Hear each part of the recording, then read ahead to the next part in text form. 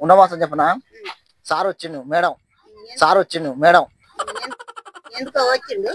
నువ్వు కేసు పెట్టినావంటేనే వచ్చింది కదా